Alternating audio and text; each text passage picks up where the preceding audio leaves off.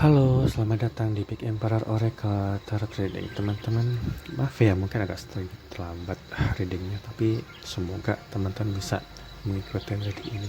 Dan kemudian jangan lupa bahwa reading ini tentu aja nggak akan resonate ke semua orang ya teman-teman. Mungkin ada beberapa teman-teman yang cocok, ada yang cocok sebagian, ada yang memang nggak cocok sama sekali, dan mungkin ada yang cocok sampai di akhir ya, karena yang nama juga energi kolektif ya, itu kan secara general, dan tentu aja ada banyak sekali variabel yang menjadikan cerita itu mungkin terpotong di tengah jalan atau sebagainya gitu.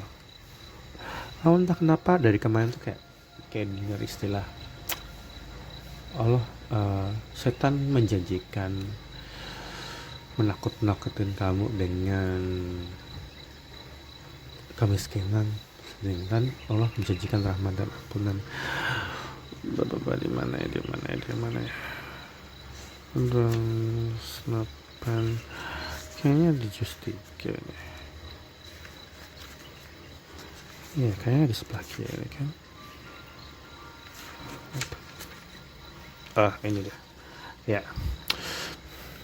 Setan menjanjikan menakut-nakuti dengan kemiskinan kepadamu dan menyuruh kamu berbuat keji, sedangkan Allah menjanjikan rahmat dan ampunan karunia kepadamu, dan Allah Maha Luas mengetahui. Ini sebenarnya bab dia berinfak ya, atau memberi sedekah, dan ini tentang kelimpahan ya. Dan maafkanlah, perkataan yang baik dan pemberian maaf lebih baik daripada sedekah yang diiringi dengan tindakan yang menyakiti. Allah Maha Kaya Maha Penyantun. Al-Baqarah ayat 263. Dan yang tadi, setan menjanjikan kemiskinan kepadamu dan menyuruh kamu berbuat kikir, sedangkan Allah menjanjikan rahmat dan ampunan. Ini tentang seperti yang aku bilang tadi, dan ini juga ayat yang bagus 272. Bukanlah kewajibanmu menjadikan mereka mendapat petunjuk, tapi Allah memberi petunjuk kepada siapa yang Dia kehendaki. Apapun yang kamu infakkan, maka untuk dirimu sendiri janganlah kamu berinfak karena melainkan karena mencari ridho Allah. Dan apapun yang kamu infakkan, niscaya kamu akan diberi pahala sepenuh, dan kamu tidak akan dirugikan. Apa yang kamu infakkan atau itu ya, berikan ya, itu ada untuk orang fakir yang terhalang usahanya di jalan Allah, sehingga dia yang tidak dapat berusaha di bumi, yang tidak tahu menyangka bahwa mereka adalah orang-orang kaya karena mereka menjaga diri dari meminta-minta. Engkau mengetahui mereka dari ciri-cirinya. Mereka tidak meminta secara paksa kepada orang lain apapun harta yang mereka berikan. Apapun harta yang baik yang kamu infakkan, sungguh Allah Maha Penyayang. Aku kadang-kadang ada beberapa orang yang minta-minta di jalan atau segala macam. Itu mungkin banyak ya kayak gitu, dan itu ternyata mereka itu sebagai profesi. Dan ada beberapa orang yang kelihatan kayak orang baik-baik aja gitu, tapi sebenarnya dia mungkin kekurangan, dia mungkin butuh modal ya teman-teman, dia mungkin butuh sesuatu yang membuat dia kayak nggak bisa berusaha sendiri. Itu justru yang harusnya kalau dalam firman ini lebih harus diutamakan. Jadi misalnya sanak saudara, teman yang mungkin nggak punya kerjaan, lagi nganggur sebenarnya, itu lebih layak kita tolong dibandingkan peminta-minta yang di jalan yang mungkin kita nggak akan kenal siapa itu dia gitu. Tapi di sini sebenarnya dijelaskan bahwa ada banyak orang yang mungkin di sekeliling kita, teman kita sendiri, atau mungkin sanak saudara, atau mungkin bahkan orang tua yang mungkin di rumah dia nggak punya sesuatu untuk itu ya, nggak punya pegangan gitu. Itu kadang-kadang dia butuh kerjaan yang lain sebagainya. Bahkan mungkin anak-anak kita ya, mungkin teman-teman udah dewasa. Dan aku ingat perumpamaan tadi nih, karena di kemarin tuh terngiang-ngiang gara-gara gini. Gara-gara mulai akhir-akhir ini entah kenapa banyak orang yang menyalahgunakan sebuah firman atau apa yang disebutkan di hadis, kalau nanti dajjal, nanti kiamat segala macem, terus gitu. Kemudian seolah-olah kita tuh kayak nggak punya harapan gitu, seolah-olah tuh kayak dunia akan berantakan. Sehingga kau bilang tadi nih, setan menjanjikan kemiskinan, menakut-nakutin ya sebenarnya dengan kemiskinan, dan kita seolah tuh nggak ada harapan sih. Sedangkan Tuhan kita kan selalu menjanjikan semacam harapan ya. Kita harus berusaha banget, kita akan selalu ada harapan gitu. Itu tadi nih, makanya sedang makanya kalau teman-teman, kalau teman-teman perhatiin di sosial media, terlalu banyak orang yang mungkin tahu dikit tentang agama, justru nggak dipakai untuk membuat orang itu hatinya tenang, penuh semangat, penuh harapan, tapi malah membuat orang-orang tuh khawatir, kayak soalnya tuh hari esok udah nggak akan itu lagi. Padahal saya yang mungkin, dan mungkin juga teman-teman yang sudah melalui beberapa resesi ya. Saya lahir di pertengahan 80 sama 90 ya, jadi ngerti lah perang di Bosnia, Serbia. Karena dulu waktu masih TK itu saya nggak selalu melihat di TVRI ya jam 9 malam. Ada selalu berita-berita tentang peperangan segala macam, ada Amerika, ada segala macam. Ada perang Teluk. Saya waktu itu nggak terlalu ngerti, tapi entah kenapa saya bisa ngelihat kalau itu, apaan sih itu, ada dengar nama Bosnia, perang Teluk lah segala macam gitu. Dan kemudian itu juga membuat ada juga nih resesi yang dari krisis moneter gitu. Kita semua emang panik gitu, tapi kan bisa survive gitu, selamat gitu. Dan banyak banget ngelaluin dari tahun 98an, terus mungkin Krismon, ada itu segala macem. Nyatanya itu sudah banyak terjadi. Jadi teman-teman, di saat di zaman sekarang banyak orang yang selalu memberikan apa ya istilahnya, memberikan gambaran bahwa nanti kita akan jatuh miskin, nanti harga minyak akan turun, bla bla segala macam. Sedangkan saya yang dari kecil udah berapa kali ngerasain hal-hal gitu, itu udah sering terjadi. Kemana aja kalian waktu Venezuela, Panama, Irak yang dulu dijadikan medan perang ya, apalagi dari berapa tahun yang lalu ya, Gaza itu sudah bom-boman segala macam. Kenapa kita itu harus ini gitu loh. Bukan berarti kita menyepelekan itu ya teman-teman, tapi kita harus sadar bahwa setan menjanjikan kemiskinan atau menakut-nakutin kamu dengan kemiskinan, sedangkan Allah menjadikan rahmat dan ampunan gitu. Makanya juga ada di ayat lain, janganlah kamu mengikuti langkah-langkah setan. Langkah-langkah apa itu? Ya itu tadi nih aku bilang, jangan pernah terjerumus dengan sesuatu yang membuat kita satu sama lain jatuh terpuruk, seolah-olah besok nggak ada harapan, seolah-olah kita bakal miskin segala macam. Bahkan selalu pada banyak mulai sering yang ngomongin dajjal lah yang asli segala macam gitu. Itu masih jauh gitu, sekalipun dekat pun itu nggak terlalu ngefek, karena yang penting adalah bagaimana kita mensyukurin hidup, bagaimana kita menjadi sosok yang lebih sempurna, menjadi orang yang melihat harapan gitu. Kalau ada bencana atau ada kesulitan, itu sesuatu yang harus kita lalui ya nggak sih?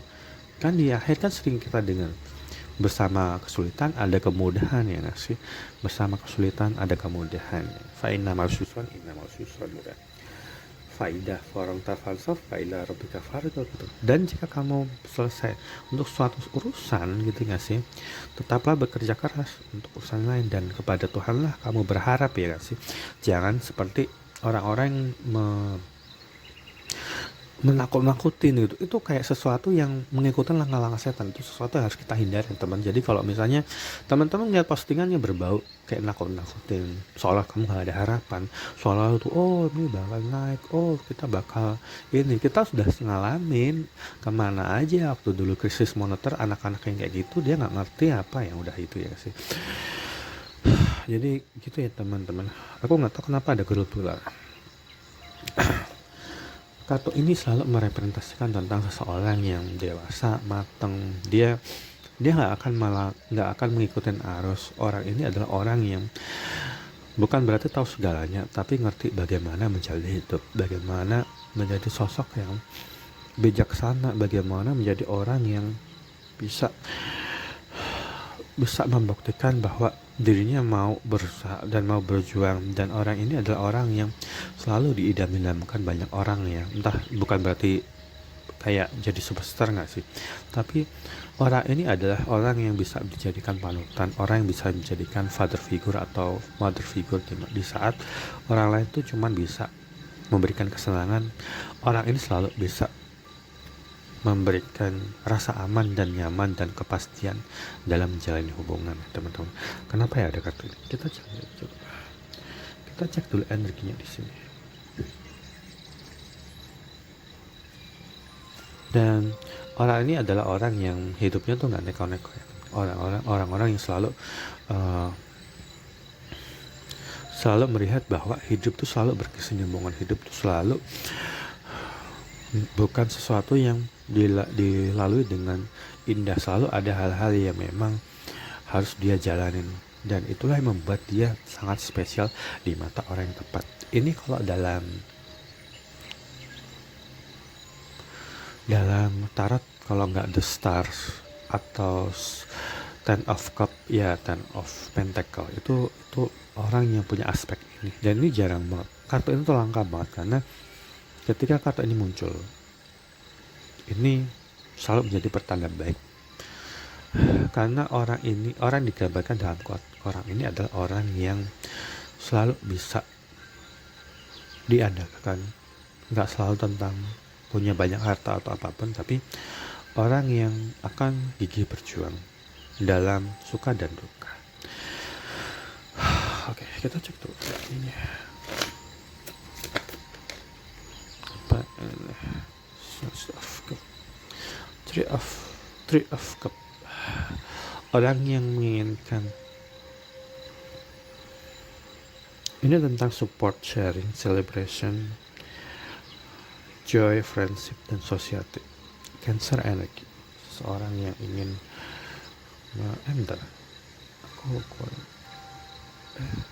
mati. Nah, salah.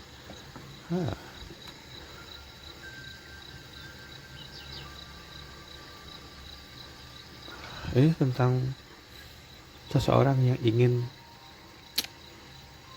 membentuk aliansi dan bersulang ya sih. Kalau dalam konteks lain, seseorang mungkin ingin menjalin hubungan atau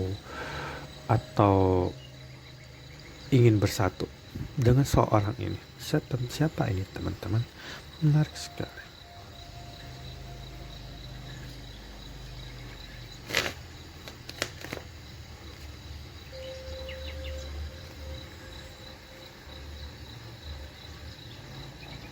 Kenapa ada kata group of isolation?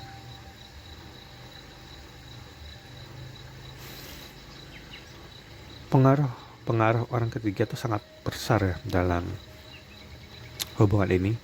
Aku rasa bahwa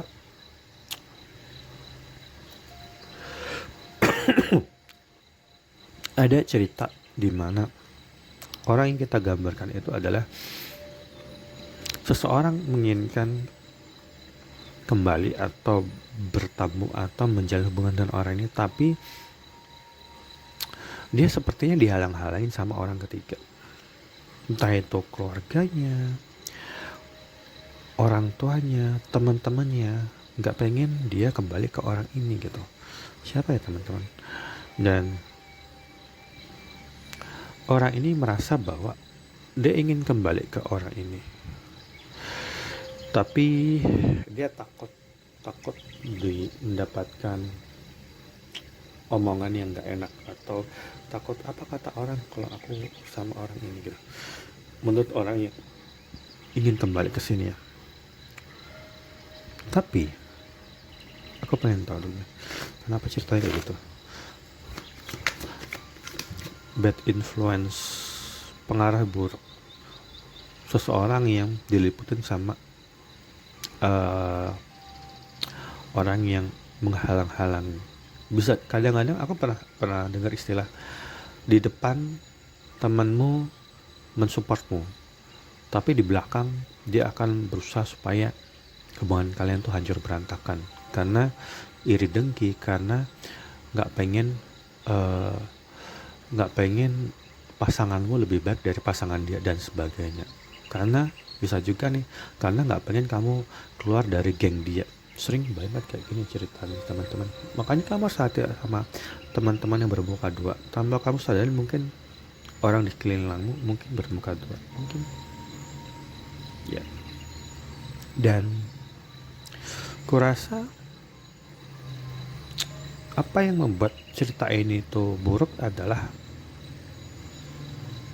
seseorang melewatkan kesempatan menjalin hubungan yang baik dengan orang ini, padahal dia tuh pengen, sebab dia menunda-nunda karena dia pikir nanti aja lah, nanti masa itu ya, kalau nanti ya, kalau dia tiba-tiba dikipet sama orang, tiba-tiba akhirnya dia menemukan soulmate yang lebih bagus dari kamu gitu kan, kamu yang rugi.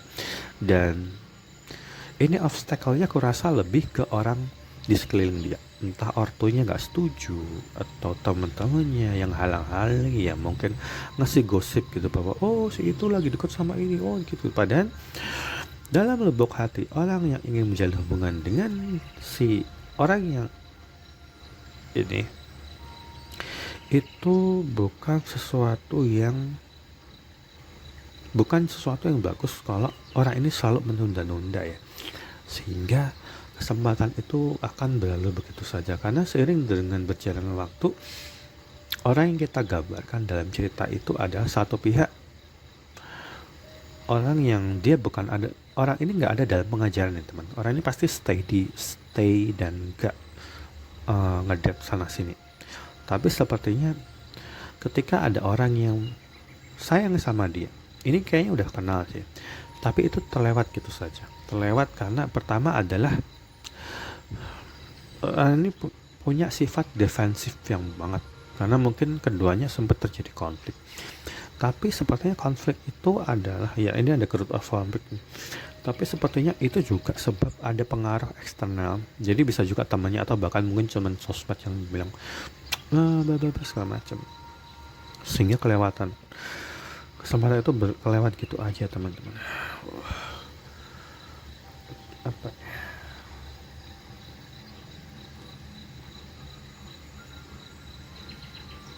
Oh, susah sekali teman.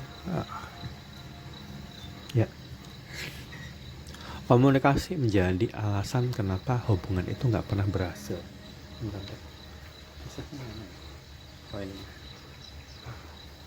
Komunikasi menjadi alasan kenapa hubungan ini nggak berhasil.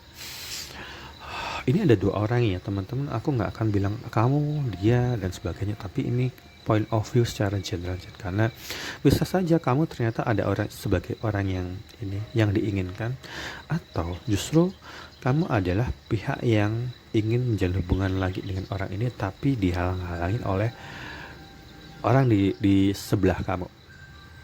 Bisa juga nih ketika dia ingin deketin orang ini lagi, sebenarnya dia sudah punya pasangan sekarang ya, sehingga mungkin entah pasangan sekarang atau bahkan mungkin mantannya atau siapapun itu kayak semacam halang-halangi dan mungkin membujuk-bujuk atau selalu ngasih kabar buruk. Padahal dia jauh dari fitnah, dia nggak mungkin difitnah orang. Dia fitnah segala macam itu nggak pernah benar, karena orang ini selalu fine aja gitu, nggak ada yang ngelakuin apapun. Dan ini menjadi kunci, ini adalah komunikasi. Ketidaktransparan dalam hubungan menjadi obstacle. Selain pertama adalah menunda-nunda, kedua dia juga dengar apa kata orang, dia takut digosipin. Orang ini mungkin jauh lebih tua ya, karena globular selalu merepresentasikan orang yang sangat matang banget, bisa menjadi father figure atau mother figure. Sedangkan mungkin orang ini punya sifat menunda-nunda dan dia sangat labil karena karena mau didikte orang. Itu sifat antara orang yang punya umur 20-30an gitu, di bawah 30. Sedangkan di sini humanisme selalu merepresentasikan sesuatu yang berhubungan dengan transparansi komunikasi. Orang yang beradu dalam mental image pikiran dia. Dan kalau cerita ini digabungkan, seseorang sebenarnya bisa melihat seseorang yang di kartu ini ya, di kartu ini, seseorang di kartu ini sebenarnya berjodoh atau melihat seseorang yang sangat komplit di sini. Cuman masalahnya dia punya obstacle. Pertama adalah dia suka menunda-nunda, kedua adalah dia kejebak sama apa kata orang. Entah dia takut digosipin kalau dia dekat sama ini. Karena mungkin beda usia jauh ya, mungkin ya, atau mungkin beda profesi, atau mungkin beda kasta atau beda lingkungan dan sebagainya. Yang ketiga adalah dia nggak transparan, dia mungkin bersembunyi. Orang ini mungkin yang kita bicarakan di satu pihak adalah orang yang tidak mengkomunikasikan apa yang dia mau, karena aku ngerasa orang ini kayak susah ngomong lah. Aku ngerasa orang ini nggak ngerti apa yang dia mau. Jadi ketika dia itu sebenarnya menginginkan orang ini, dia nggak pernah ngomong, dia nggak pernah terus terang. Dan mungkin orang ini juga orang yang sangat tertutup, orang yang bahkan mungkin nggak pernah ngepost status, atau mungkin di sosmed, di WhatsApp atau apapun itu nggak ada fotonya dan sebagainya gitu, nggak nunjukin emosi banget gitu. Sehingga ini obstacle-nya teman-teman. Depan dan belakang.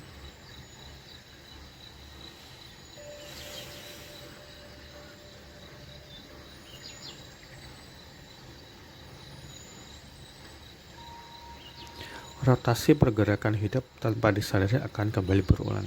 Kesalahan yang sama akan terjadi. Berubahlah atau evolusi nggak akan terjadi.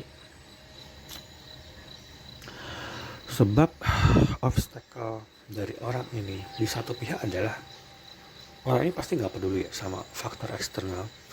Yang masalahnya adalah orang yang ingin menjalin hubungan lagi dengan orang ini, dia terjebak sama problem komunikasi. Yang kedua, ini tentang orang yang ada dalam circle yang toksik. Sebab ya ini juga dijelasin di sini, circle toksik. Sebab dia selalu percaya, entah dia selalu dengar apa kata mantan yang dia malah masih jalin hubungan aja, atau orang yang jadi temannya dia selalu dihalang-halangi. Orang ini nggak akan berkembang kalau dan nggak bisa dapetin orang ini kalau dia nggak bisa mengkomunikasikan itu, dan dia selalu masih percaya kata temannya, ortunya, masih didikte, masih nurutin kamu harus gini, kamu harus gitu, kamu jangan deket sama orang ini sama itu aja. Dan karena jodoh itu sesuatu yang kamu nggak akan pernah bisa nurutin pendapat orang lain ya teman-teman. Karena kalau kamu dijodoh-jodohin sama orang lain, orang yang ngejodoh-jodohin itu biasanya cuma ngasih tahu bagus-bagusnya doang, bagus-bagusnya aja gitu. Tapi ketika itu dijalin beneran ternyata itu nggak sesuai harapan itu ya teman-teman. Makanya itu juga sebagai warning atau peringatan bahwa bahkan ketika teman-teman mungkin jalin taaruf atau apapun itu, jangan pernah mengikuti itu, karena yang ada pasti rugi gitu. Ini kecil. Ini bukan sesuatu yang bagus yang dijalani ya teman-teman.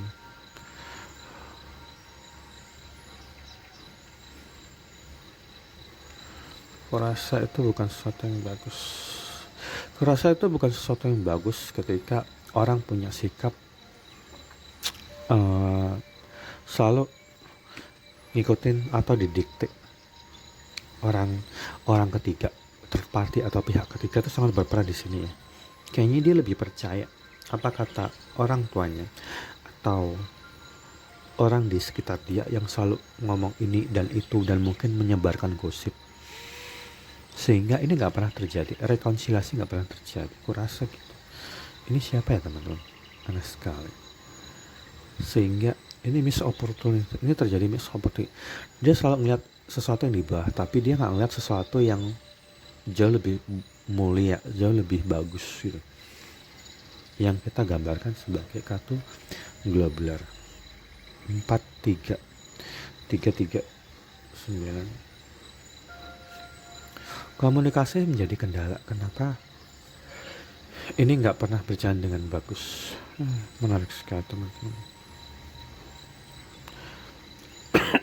Maaf ya teman-teman, ini kartunya panjang banyak karena tambah banyak variabel, nggak boleh 1, 2, atau 3 kartu yang nanti bias. Kasihan nanti yang nggak resonan jadi ngerasa kegeeran, dan yang resonan nanti jadi merasa ini momen sedang apa ya. That aku ngerasa tokoh utamanya ini, tokoh yang protagonis, kita nggak terlalu perlu membicarakan ini ya, karena orang yang selalu ada dalam kartu ini sudah bisa dibilang ya udah mateng gitu. Jadi nggak perlu kita bahas sih sebenarnya. Kita ngebahasnya sisi orang yang di kartu ini. Apakah kamu udah mateng, tapi kamu masih ada energimu yang berhubungan dengan orang yang di kartu ini, atau jangan kamu di sini tapi kamu merindukan orang ini dan ingin menjalin hubungan dengan dia, tapi dihalang-halangin sama orang di sekeliling kamu. Itu ya teman-teman, point of view. Di sini ada kartu death. Jadi tokoh yang kita bicarakan dalam tarot itu saat ini sedang bertransformasi, kematian untuk kehidupan kembali. Growth always means leaving something behind gitu. Seseorang sepertinya sedang bertransformasi. Teman-teman ingat ya nggak sih ketika kita itu ngelihat seekor kupu-kupu yang terbang bebas tinggi dan dianggap indah. Jangan lupa bahwa Jangan lupa bahwa semua kupu-kupu awalnya dari ulat bulu. Semua kupu-kupu itu awalnya dari ulat bulu yang menggerogotin setiap daun, membuat buah-buahan jadi busuk dan membuat gatal-gatal di mana-mana. Gak semua orang itu berawal dari orang yang dari nol langsung dia jadi matang, dewasa dan bijaksana. Gak kayak gitu ya teman-teman. Pasti sempet lah setiap orang itu merugikan orang lain, bikin orang lain kecewa, kesal, atau mungkin lah berawal dari mungkin dalam keluarga mungkin nyusahin ortu, bikin ortu mungkin menderita dan sebagainya. Tapi ulat bulu kalau dia ingin menjadi kupu-kupu itu dia harus menahan diri, dia harus ngumpulin dulu nih makanannya, dia harus menahan diri menjadi kepompong, dia harus berpuasa, dia nggak boleh lagi berinteraksi dengan banyak orang, dia harus belajar, nggak boleh menggerogotin setiap daun muda, nggak boleh membuat buah-buahan jadi busuk. Dia harus menyendiri, dia harus menjadi kepompong sampai semuanya siap, sampai dia bisa menumbuhkan sayapnya dan dia bisa terbang. Makanya teman-teman, kalau kamu nggak bisa menahan diri, kalau kamu masih dalam relationship, kamu nggak akan bisa mendapatkan pasangan yang baik kalau kamunya sendiri itu juga nggak bisa menahan diri gitu loh. Kalau seseorang yang ingin menjadi kupu-kupu, dia harus menahan diri banget untuk waktu yang lama gitu. Jadi transformasi selalu dibutuhkan. Seseorang harus meninggalkan sesuatu yang gak berguna di belakang. Apalagi ini nih, apalagi sifat menunda-nunda, selalu percaya sama omongan orang lain dan sebagainya. Itu gak akan bisa membuatmu bertransformasi. Transformasi biasanya ketika kamu memisahkan diri dari faktor eksternal, pengaruh dari orang ketiga, dan sifat-sifat yang udah gak relevan ketika kamu ingin mencapai orang ini ya teman-teman. Buat teman-teman yang sedang bertransformasi, karena mungkin kamu sudah melewatkan kesempatan itu, kesempatan untuk hidup bersama orang yang sangat kamu sayangin misalnya gitu ini ya. Dan kadang-kadang buat teman-teman yang mungkin ingin mendapatkan soulmate atau pasangan yang sehidup semati divine counterpart, kadang-kadang akan diuji dulu nih dengan beberapa siklus menjalin hidup dengan karmic partner, misalnya keluarga. Karmic partner tuh kadang nggak selalu tentang jodoh, kadang karmic partnernya sebagai orang tua yang mengekang, atau teman-teman yang sangat toksik dan sebagainya, atau juga bisa juga lover lain atau teman kerja. Karmic partner sampai kita belajar dari situ dan kita harus keluar dari circle itu sampai kita benar-benar menjadi kepompong, udah membatasi diri dengan dengan lingkungan yang sebelumnya, sehingga setelah kita menjadi kepompong dan sudah bisa lepasin diri dari cangkang kepompong itu, barulah kita bisa bebas dan terbang tinggi ya teman-teman, dan mencapai apa yang harusnya bisa kita capai. Sebab mungkin karena obstacle atau halangan-halangan itu yang membuat kita kehilangan sesuatu yang baik di sini. Seseorang yang mungkin bisa memberikan kepastian hidup itu. Ini ya fase. Jadi kadang-kadang kita harus ingat bahwa nggak semua orang itu langsung dewasa ya. Pastilah kita ingat bahwa kita sendiri juga pernah jadi ulat bulu yang mungkin merugikan orang lain, mungkin kita jadi toksik, mungkin menyakitin dan sebagainya. Tapi kita sendiri harus meninggalkan itu di belakang, meninggalkan hal-hal yang sudah terjadi di masa lalu, dan mulai bertransformasi. Supaya apa? Supaya kita bisa mengejar ketertinggalan, hal-hal yang terlewat begitu saja teman-teman. Begitulah, namanya juga hidup ya nggak sih? Bukan berarti kita menormalisasi orang yang toksik atau orang itu, tapi kadang-kadang orang itu masih belum dewasa aja gitu, karena mungkin dia masih anak-anak, dia masih percaya omongan orang lain, masih didikte dan sebagainya gitu. Ini ya, jadi kadang-kadang orang ini bertransformasi, tapi ini adalah kartu transformasi yang menunjukkan bahwa seseorang sedang berusaha untuk berubah dan berusaha untuk gak jadi seperti dulu lagi yang sembrono, yang justru dia percaya sama omongan orang lain, yang dia malah selalu didikte dan sebagainya. Ini soalnya bersih.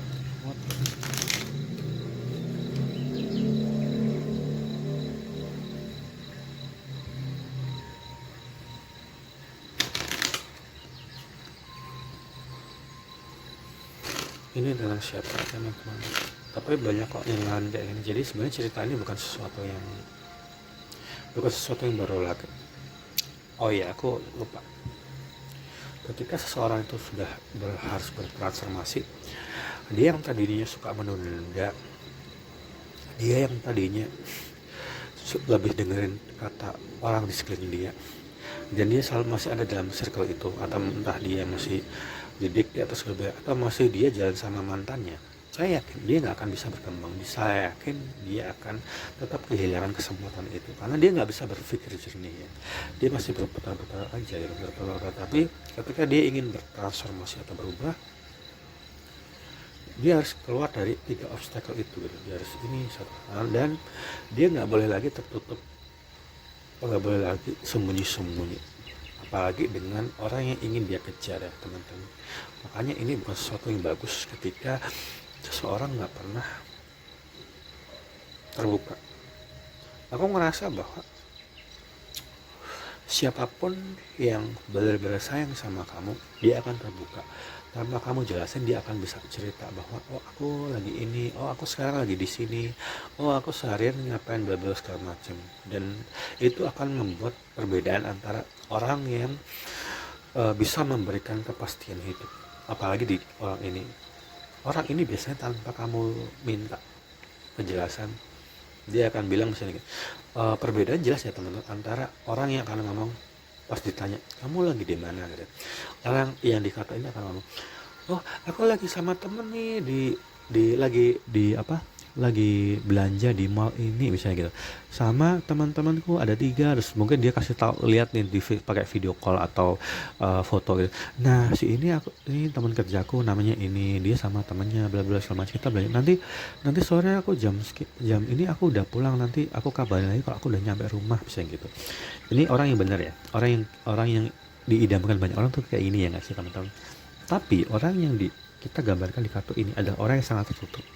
Ketika ditanya, kamu lagi di mana? Aku lagi di jalan. Kamu pulang jam berapa? Nanti jam sekian gitu. Aku lagi sama teman. Udah ya, jangan hubungin aku lagi sibuk bla bla bla. Ini adalah orang yang ketika seseorang berpasangan dengan orang ini akan selalu memberikan sesuatu yang semakin ditanya semakin membuat yang menanyakan itu khawatir. Ini bukan pasangan ideal. itu teman-teman. Tapi ketika seorang sudah bertransformasi, dia akan berusaha untuk jadi orang ini. Saya yakin kok teman-teman pernah ngalamin itu perbedaannya ya.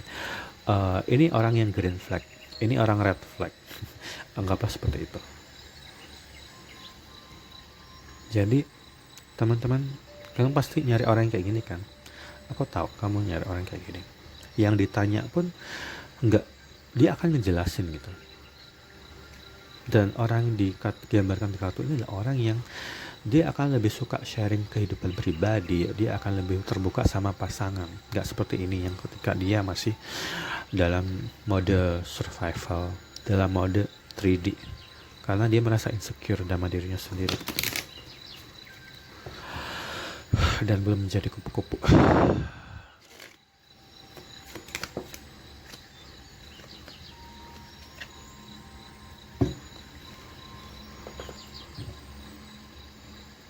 Ya, ini digambarkan bahwa seseorang memang kehilangan dirinya sendiri. Kenapa aku ngerasa bahwa sebenarnya kehilangan dirinya sendiri bukan karena dia selalu bersifat defensif. Orang yang bersifat defensif, orang yang selalu menunda-nunda, orang yang selalu ada dalam circle di mana dia lebih percaya apa kata orang lain dibandingkan kalau dia bertemu dengan pasangan yang kayak gini, dia langsung nanya. Sehingga mungkin hubungan itu nggak akan terlewat begitu aja. Ini miss opportunity, kayaknya orang ini sudah pernah ketemu dengan orang, atau entah dia sudah menjalin hubungan dengan orang ini terus berpisah, atau kalau mungkin mereka sudah berkeluarga atau menikah dengan orang ini, dia melewatkan kesempatan itu karena dengerin apa kata teman atau orang segala macam, sehingga dia kehilangan dirinya sendiri. Ini kondisional ya teman-teman, dan point of view-nya lebih kompleks. Jadi entah orang ini sudah pernah menikah dengan orang ini dan dia bercerai atau pisah ranjang karena mertua atau mungkin orang di sekeliling dia memutuskan untuk berpisah dan sebagainya. Atau kalau mereka itu berpacaran, sebenarnya mungkin mereka belum berpacaran, mereka mungkin di awal itu pernah ketemu sama orang ini tapi nggak jadi sebab dia dihalang-halangi sama orang ketiga, entah itu temannya, orang di kerjaan, atau teman gengnya, atau bahkan dia cuma dengerin apa kata orang random di sosmed yang belum pernah dia ketemuin, sehingga dia menarik diri, apa istilahnya, avoidance attachment style, orang yang menarik diri dari hubungan gitu. Tapi di sini dia digambarkan dia harus berubah. Kenapa dia ini konfirmasi bahwa ini hubungan ini lebih no contact separation ya. Orang yang sudah akhirnya berpisah dengan orangnya ini, kenapa dia berpisah? Tapi nggak tahu, nama juga orang ya teman-teman. Kita nggak akan bisa menilai, bukan berarti kita menormalisasi orang-orang red flag, tapi kita nggak bisa menilai sesuatu, apalagi tentang dua orang yang tentang perasaan. Kita nggak bisa menilai sesuatu tuh dari gelap dan terang, siapa yang benar dan siapa yang salah dan sebagainya, seperti garis yang kaku gitu. Karena bagaimanapun juga setiap orang tuh berproses. Ada yang aku bilang tadi nih, nggak semua orang tuh langsung jadi kupu-kupu ya, pasti jadi orang yang labil, jadi orang yang masih dengar apa kata orang, masih didikte, menunda-nunda dan sebagainya, sehingga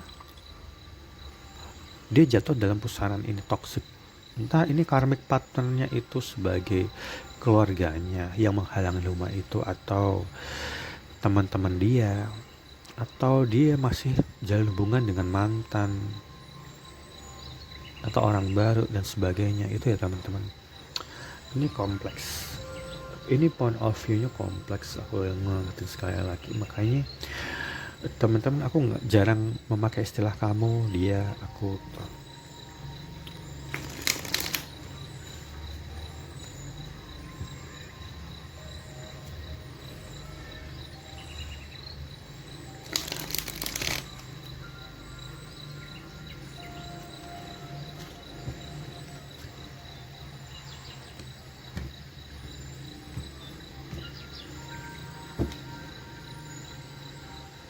Ya ini mudah, aku bisa jamin ini mudah. seorang menginginkan hubungan Pentacle tuh selalu sesuatu yang solid ya, hubungan yang solid, tapi ini lebih ke material, sesuatu yang lebih ke bukan sesuatu yang pakai perasaan. Karena ini kalau as of page of cup itu baru yang lebih ke ingin coba-coba hubungan. Tapi kalau ini tentang orang yang pengen coba-coba, ingin menjalin sesuatu yang lebih serius, tapi dia masih dalam fase belajar menjalin hubungan. Dia mulai memikirkan orang yang ada dalam toxic circle itu, dia mulai memikirkan seandainya aja dia bisa menjalin hubungan yang baik dengan seseorang yang mungkin akan membimbing dia ke jalan yang benar. Kenapa gue jadi ngomong ke jalan yang benar? Orang ini butuh dibimbing ya, dibimbing untuk menjalin sebuah relationship yang baik. Tentu aja yang dia butuhkan adalah orang yang sangat matang ini. Ini cinta antara yang tua dan muda kayaknya. Kurasa kayak gitu, karena ini energi dimana energi orang yang masih agak sembrono, masih kayak coba-coba, masih kayak masih dia dipengaruhi oleh orang lain gitu temennya, dia masih suka hubungin mantan atau orang yang jadi lover dia atau yang pernah dia gebet dan sebagainya. Itulah kenapa cerita ini terjadi. Tapi kayaknya sepertinya orang ini ya, aku bilang orang ini sebenarnya kayaknya ditakdirkan untuk menjadi pembimbing orang ini, supaya yang satu membimbing, yang satu bisa dibimbing. Jadi kadang-kadang yang kita sering dengar dalam sebuah cerita percintaan adalah seumuran, mungkin satu kuliahan, satu kantor, sesuatu yang indah, kayak sama-sama matang, bla bla segala macam ya nggak sih. Tapi kenyataan membuktikan bahwa segala sesuatu sangat berimbang ya. Ada unsur, aku pernah menjelaskan soal opposite attraction ya teman-teman, di beberapa minggu yang lalu aku jelasin opposite attraction itu terjadi ketika seseorang itu saling menginginkan apa yang nggak ada dalam dirinya. Misalnya orang ini mungkin agak kekanak-kanakan, agak sembrono, agak kurang berpengalaman gitu. Dia membutuhkan sosok yang sangat berpengalaman, matang, dan bisa membimbing, mungkin menjadi mother figure atau father figure. Bukan orang yang kayak dia, bukan orang yang sama-sama muda, sama-sama nggak ngerti apa yang harusnya dilakuin dan sebagainya. Dia butuh pembimbing, dan orang ini ditakdirkan untuk bertemu dengan seseorang yang bisa membimbing dia, bisa melindungi dia, bisa merawat dan menjaga. Orang yang sangat produktif, menjadi provider. Bukan berarti orang ini harus kaya raya atau segala macam, tapi lebih orang yang bisa mengayomi dan melindungi. Sedangkan orang ini mempunyai kapasitas untuk menjadi sosok yang harusnya dia bisa melindungi seseorang yang masih labil, yang masih harus dibimbing. Jadi opposite attraction-nya seperti itu secara sifat ya teman-teman. Sedangkan opposite attraction atau sesuatu yang yin yang energinya tuh dapatnya di sini. Ini keseimbangan. Jadi teman-teman jangan pernah berpikir bahwa seseorang harus jadi pasangan itu kayak sama-sama muda, seumuran 22, 23 atau 25 sama-sama sih itu. Ada juga case di mana seseorang memang dijodohkan sama orang jauh lebih tua. Jadi entah perawan yang menikah dengan bapak-bapak yang udah 35 plus, atau mungkin anak-anak laki-laki muda yang menikah dengan ibu-ibu yang udah jadi janda dan sebagainya. Itu bukan sesuatu yang aneh ya teman-teman, karena mereka memang sudah ditakdirkan untuk seperti itu. Ini opposite attraction-nya dapatnya kayak gitu ya teman. Dan opposite attraction itu misalnya kalau secara fisik misalnya gini, yang satu muda suka sama yang tua ini suka sama yang muda, dan dia memang ditakdirkan untuk membimbing. Yang satu pengen dibimbing, dia pengen mendapatkan orang yang bisa membimbing. Yang satunya butuh orang yang bisa dia jaga, bukan orang yang sama-sama tua yang punya ego yang tinggi sehingga mereka crash gitu. Itu yang secara sifat. Tapi kok secara opposite attraction yang energinya itu tentang fisik, Yang satu mungkin kurus, orang ini kurus, dia suka yang gemuk nih, maaf ya ini jadi kelihatan body shame.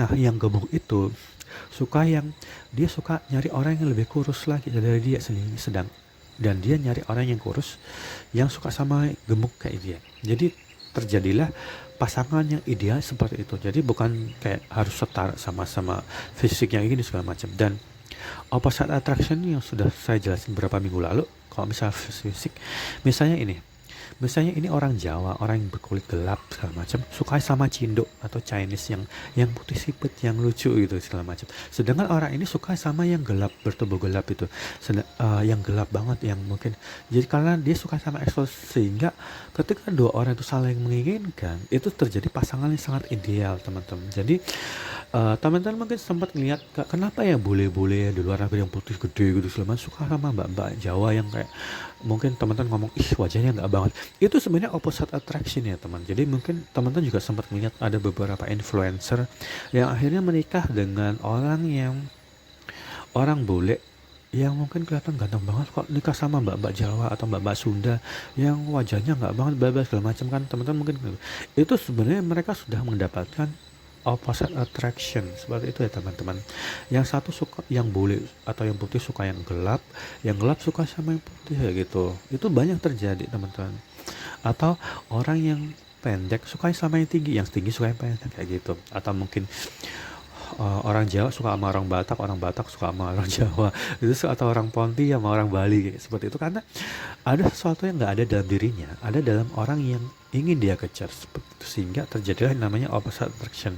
Dan di sini sepertinya opposite attraction adalah antara seorang yang jauh lebih muda dengan seorang yang jauh lebih tua, dan orang yang satu ingin dibimbing, satunya bisa membimbing, dan karena dia nggak pengen jalin hubungan dengan sesama umur yang mungkin akan banyak konflik, sehingga dia membutuhkan orang yang akan nurut sama dia gitu. Ini itu ya teman-teman.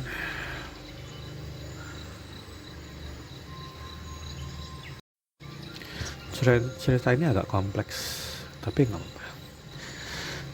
Sebenarnya dia harus bertransformasi dulu. Kurasa orang yang mungkin kita gambarkan sebagai sosok yang muda ini sekarang sedang bertransformasi. Kenapa aku baca ini jadi kayak tenggorokanku sakit ya? Oh ya, aku menarik energi orang ini. Aku lupa. Orang ini kayaknya energinya. Orang ini mungkin sering sakit tenggorokan ya. Sakit tenggorokan, susah ngomong, mungkin flu, pilek, batuk-batuk juga. Padahal tadi nggak kenapa jadi ini ya.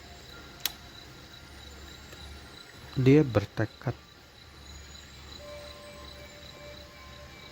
dia mungkin bersifat impulsif ya, saat mungkin pernah berjalan hubungan ini, atau sekarang masih impulsif.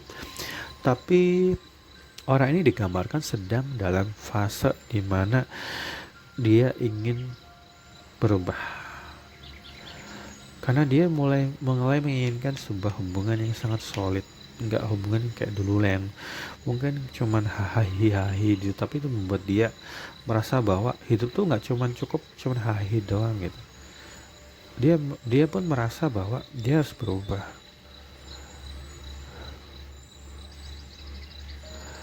Aku merasa energi di mana orang ini sangat menginginkan orang yang sudah berpisah, karena ini udah berpisah ya kayaknya. Orang ini sudah berpisah. Dan orang ini mungkin berencana dan punya tekad ya, punya keinginan itu. Aries energi. Ini apa ya?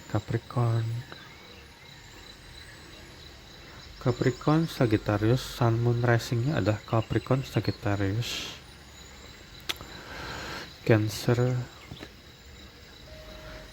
Scorpio, Aries, zodiak api. Itu akan relevan. 234 akan relevan dengan topik ini. Apa yang bisa kita baca? Aku ngerasa kenapa hubungan itu nggak berhasil, sebab dia berhubungan dengan dua energi yang berbeda, dimana dia kayaknya juga sempat jalin hubungan dengan dua orang lain ya, entah itu mantannya atau yang lain. Yang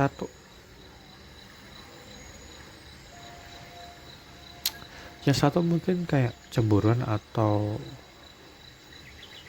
apa ya istilahnya,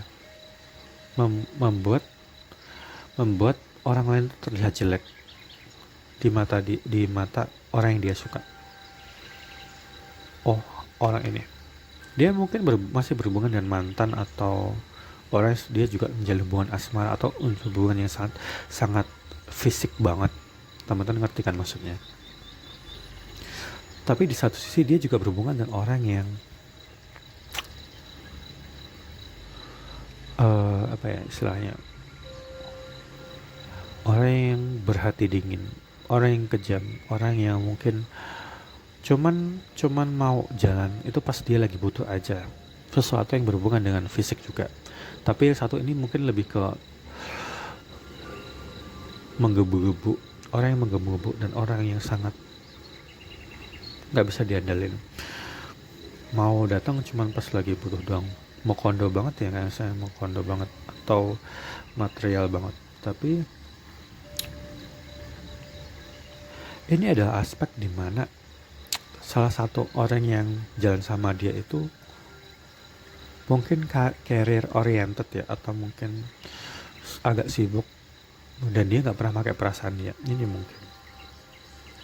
Sehingga dia dalam fase transformasi itu dia kayak merasa, aku bisa nggak ya, karena dia bimbang antara dia bertahan sama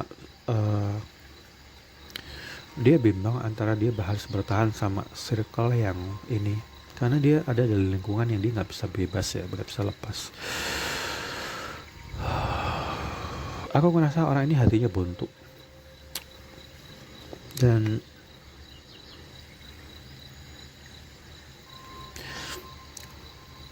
dia gagal menjalani tes karena orang ini mudah tergoda ya teman-teman. Namanya juga mudah tergoda, mudah distraksi. Pas dia mau deketin orang ini lagi, dia langsung ada dua orang ini yang menghalang-halangi, entah itu salah satu temannya atau dua-duanya ada lover lain, sehingga dia benar-benar kayak bimbang banget. Karena yang ini benar-benar temptation banget, benar-benar kayak memberikan dorongan seksual sangat tinggi atau keduanya, karena dia berpikir bahwa orang ini nggak pakai perasaan dan dia merasa aman dari situ. Ketika orang nggak merasa harus menguras perasaan dia, kadang-kadang orang ini jatuh dalam pusaran hal-hal yang bersifat fisik. Menarik sekali bacaannya. Kenapa kok jadi pilek ya sama orang? Nggak enak banget. Kita lihat tabir yang bisa kita dapatkan dari sini. Dia seolah-olah orang ini selalu gagal dalam menjalani tes yang diberikan semesta. Oh iya gini, kadang-kadang teman-teman, ini yang pernah saya alami sendiri sama apa yang dikatakan orang-orang yang udah ngerti hal gini ya. Kadang-kadang seseorang itu ingin menemukan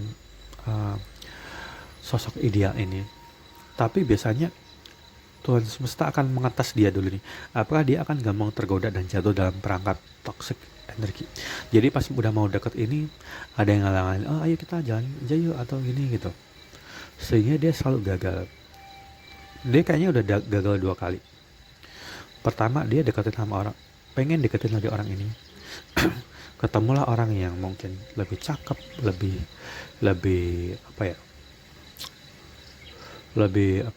mapan dan sebagainya. Yang kedua adalah dia mau ketemu sama orang ini, keget lagi sama orang lain yang mungkin pada ini dia tahu dia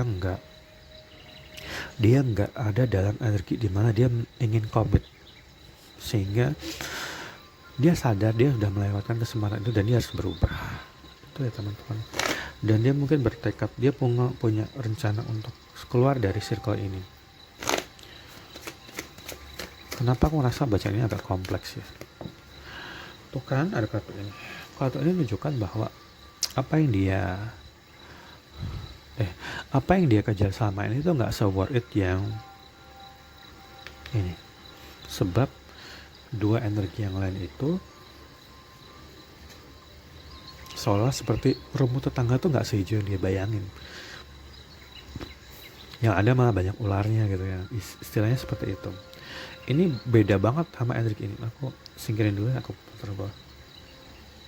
13 ada relevan dengan ini. 13, 15. Ada yang punya perbedaan umur 13 tahun atau 15 tahun mungkin teman-teman. Karena ini cinta tua dan muda. Sesuatu yang berhubungan dengan 5 dan 3. Ini apa? Tuh, iya benar. Ini Three of Swords energi teman-teman, di mana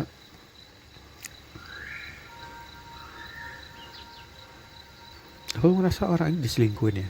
Entah dia tahu atau enggak.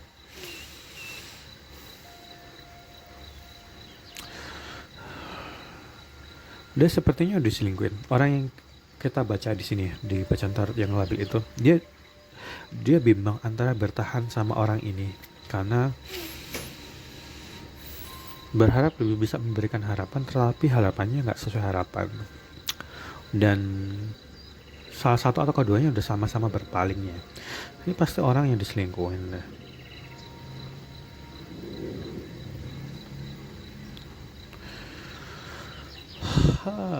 Bacaan macam apa ini teman-teman? Selingkuh dan selingkuh. Kayak salah tuh gampang banget menjalin hubungan dengan orang yang itu.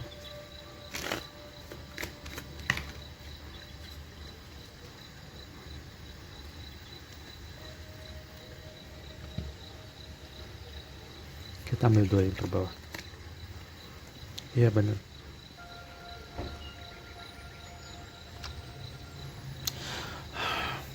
Orang ini terjebak dalam adiksi. Orang ini terjebak dalam circle toxic yang sesuatu yang berhubungan dengan nafsu. Dia cenderung jatuh dalam pelukan orang yang salah, orang yang cuman memberikan dia kerugian. Dia terjebak sama karmic partner energi, dan dia juga punya adiksi atau kecanduan yang sangat kuat. Ini nggak selalu tentang orangnya, kadang-kadang ini tentang benar. Kenapa jadi full banget ya? Orang ini mungkin sesuatu yang membuat dia merasa terkekang ya. Dia merasa terkekang. Tapi dia harus berubah karena itu nggak sesuai harapan dia. Dia terkekang sama karmic partner sepertinya. Tapi dia punya apa ya? Tapi sekarang dia sudah mengikuti intuisi dia sehingga itu membuat dia harus bertransformasi. Dia tahu dia harus meninggalkan ini karena itu nggak baik untuk dia. Ini energi ini nggak bagus untuk dia.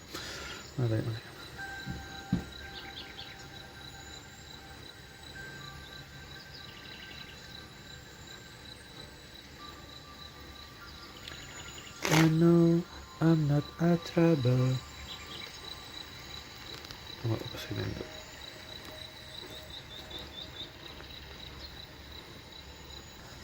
Ya, adjustment.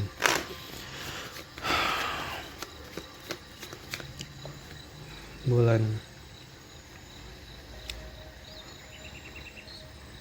keinginan untuk menghubungin ya, karena dia tahu dia sudah diselingkuhin juga sama pasangan dia, karmic partner itu. Dan kurasa dia berubahnya karena tahu bahwa jodoh dia itu di sini, jadi dia di sini dan dia gak kemana-mana. Jadi dia harus berubah. Tuh, jamanan.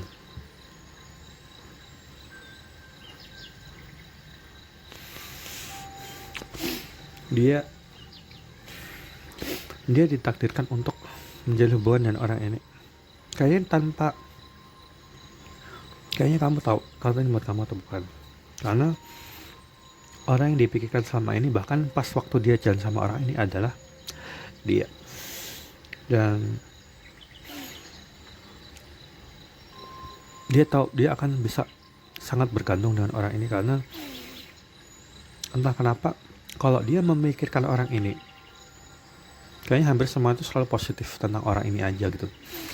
Dia nggak, seolah tuh dia nggak pernah menemukan sesuatu yang buruk kalau dia mikirin orang ini. Dan rasa takut kehilangan tuh kayaknya semakin besar ya teman-teman. Aku rasa I remember every detail of that day. Dan dia memang kehilangan dirinya sendiri sebab orang ini jatuh dalam pusaran cinta segitiga. Ya kelihatan tulisannya teman.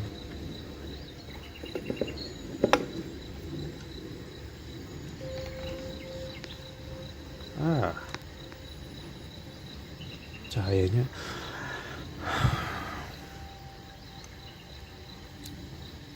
tapi ini agak ironis sih teman-teman, karena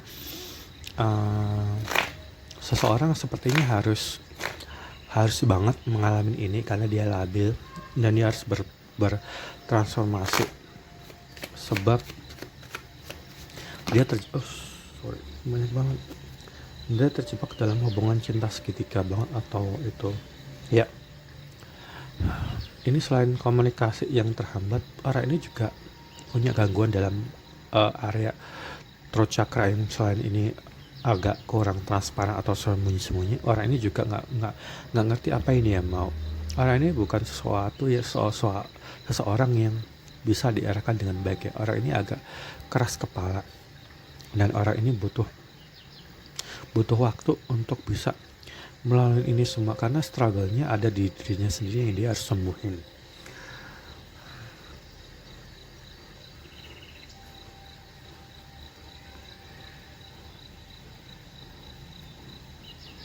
Dan entah ini benar atau enggak, orang ini masih ada dalam circle ini sebab entah dia punya utang piutang atau dia tinggal bareng sama orang ini, sama circle yang satunya lagi, atau dia terjebak pada sesuatu yang ngelepasinya tuh susah. Aku nggak tahu apa ini, tapi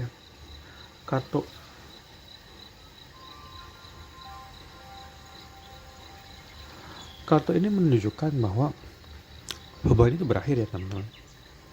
Hubungan seseorang yang labil ini yang saat ini dia bertransformasi karena dia memang harus mengejar orang ini. Hubungannya chaos. Ini hubungannya udah berakhir ya, karena ini udah ada ini. Karena dia tahu semakin dia bertahan dengan yang di sisi ini, sisi karmic partner energi, dia akan stagnan, hidupnya akan jalan di tempat gitu aja. Sehingga keruntuhan itu diperlukan supaya dia benar-benar bertransformasi. Itu yang aku dapat dari bacaan ini. Bentar. Oke.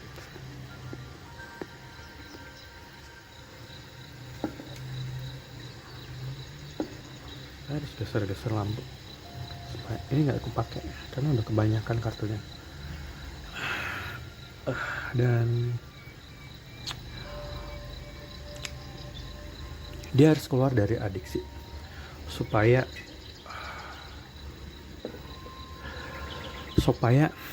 dia segera bertransformasi. Apa yang dia pikirkan?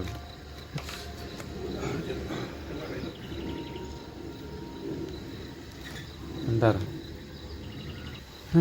Jaga di bawah. I look for you everywhere. I look for you forever. Orang ini mungkin nyari-nyari ya, mungkin segala sesuatu akan diikutin karena di saat dia sedang berproses break up dengan karmic partner, dia nguntit, dia nyari-nyari kabar dan dia benar-benar ingin hubungin, tapi selalu pengen mastiin apakah ini akan berhasil atau enggak. Dan itu sesuatu yang normal ya, apalagi dia bertransformasi. Aku ngerasa orang ini dikejar deadline. Karena entah kenapa aku ngerasa kayak orang ini dikejar deadline ya. Deadline apa teman? Apakah ada yang nonton hari ini? Atau yang mau atau ngerayain sesuatu liburan segala macam? Dikejar deadline. Kenapa ya? I wish I could share my good news for with you. Oh iya, aku rasa bahwa orang ini tuh saat ini sudah mungkin udah ngabarin kalau aku udah single, aku udah putus sama sama pacarku yang sekarang, atau kayak semacam itu.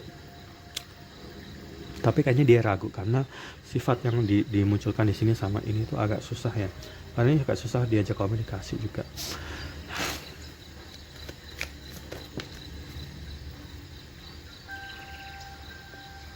You are the best thing in my life. Ya, ini menggambarkan kartu ini. Ini avoidance. Ini kartu ini muncul. I love you before you could leave me. Ini avoidance attachment style selalu kayak gini polanya, dimana ketika hubungan itu memburuk dia lebih suka menghindar dan menghilang. Tapi akhirnya dia terjebak sama ini ya. Tapi itu pertanda bagus bahwa prosesnya memang gak gampang. Prosesnya ada dalam fase dimana seseorang memang harus menjalani itu supaya dia benar-benar dewasa. Dan mungkin untuk orang ini mungkin agak menyakitkan, tapi kita fokusnya ke gimana hubungan itu jadi semakin membaik. Hal apa yang bisa kita dapatkan dari bacaan ini teman-teman? Kedamaian. Orang ini mungkin menginginkan kedamaian daripada dia harus berkonflik dengan orang yang di sini, karena mungkin dia sudah pernah jalin hubungan dan orang yang dia suka yang jauh lebih muda itu karena labil dan dia harus berproses sama orang lain, dia mungkin nggak terlalu peduli sehingga dia meninggalkan dia juga, dan hubungan itu mungkin akhirnya putus gitu aja di masa lalu ya. Karena dia tahu dia ingin hidup bahagia, tenang, dan gak ada dalam pengejaran. Dan sama juga nih, karena ini juga mencerminkan bahwa orang yang ingin menjalin hubungan lagi dengan orang ini itu menginginkan kedamaian.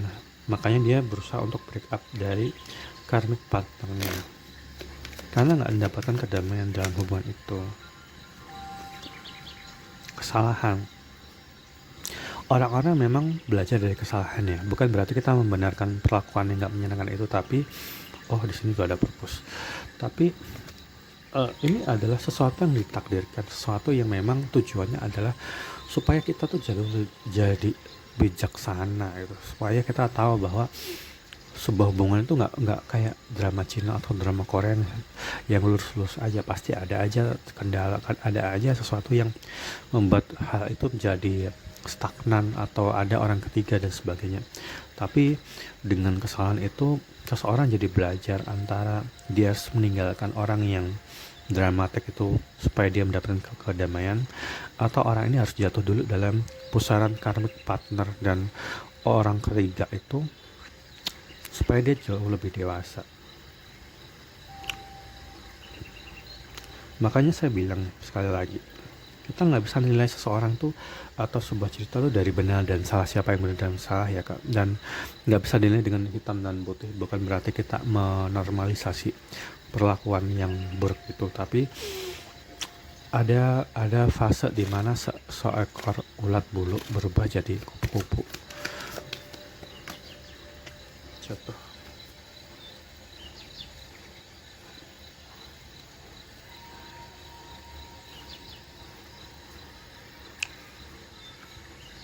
Rasa bersalah itu selalu ada ya, selalu menghantui orang-orang yang melakukan kesalahan. Tapi kadang-kadang rasa bersalah itu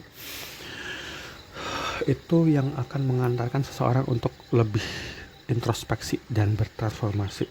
Dan gak ada orang yang ingin hidup dalam rasa bersalah sepanjang waktu ya, sehingga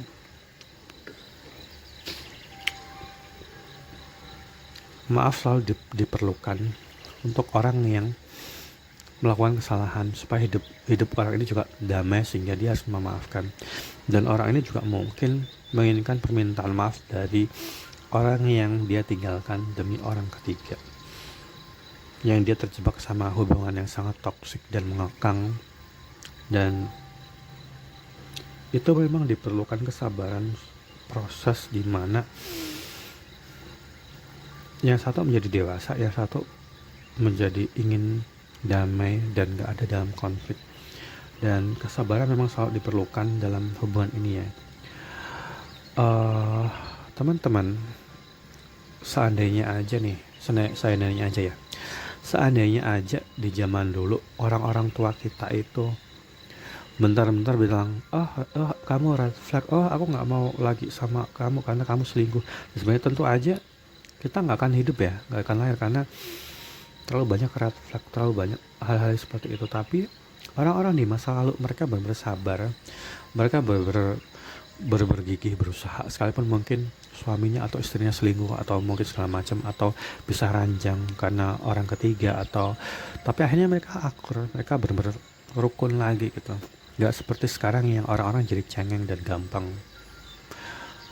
udahan dan mau nyari yang lain aja karena pengen praktis gitu gak sih. Semoga bacaan ini bermanfaat untuk orang yang ditakdirkan menerima bacaan ini, karena ini sesuatu transformasi dua arah ya. Yang satunya memang masih menjaga dirinya sendiri, yang satunya benar-benar berproses banget. Ini bisa dibilang soulmate yang salah satunya harus menyelesaikan karmic partner energi dan karmic loop supaya dia mendapatkan karmic lesson atau pelajaran karma, dan dia harus berubah. Karena dia yang diinginkan tuh orang ini, orang yang matang itu. Karena dia gak akan bisa menjalin hubungan dengan seseorang yang akan membuat hidupnya disia-siakan gitu. Mungkin itu aja. Semoga bacaan ini bermanfaat buat teman-teman yang sedang menjalani atau telah menjalani itu, sehingga terbukalah jendela wawasan atau sesuatu yang mungkin terlewatkan gitu aja teman-teman. Selamat beraktivitas.